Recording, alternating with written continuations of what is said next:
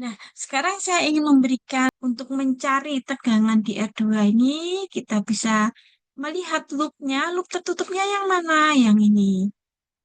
Ya, loop tertutupnya yang ini tidak akan pernah arus ke sana. Kalau kondisi A dan B ini terbuka, maka tidak akan ada arus ke sana. Ya, sehingga kita hanya punya satu loop ini.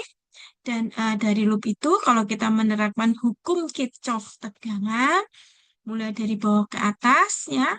Jadi yang sumber tegangan E itu negatif karena kita mulainya dari kutub negatif.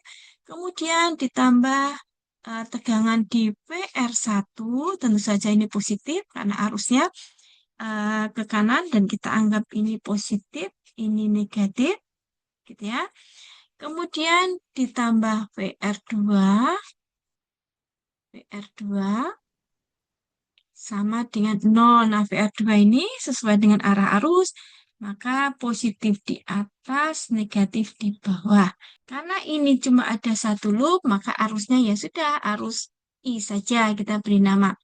Kemudian ini VR1 itu berarti I dikalikan R1, VR2 itu berarti I dikalikan R2 sama dengan karena E-nya tadi negatif. Nah, sehingga kita pindahkan ke kanan menjadi positif.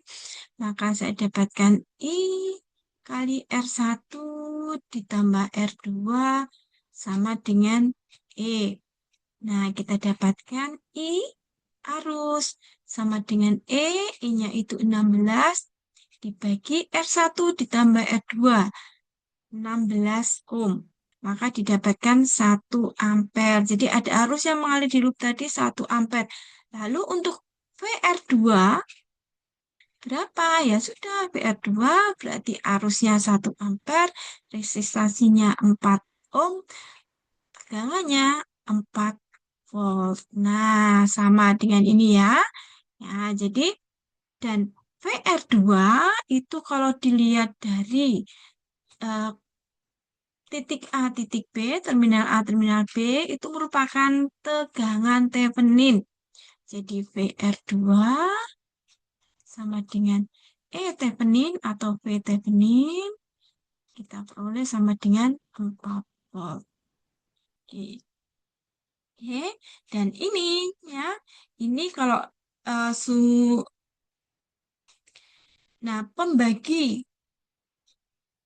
hukum pembagi tegangan itu sebenarnya menggunakan ini ya.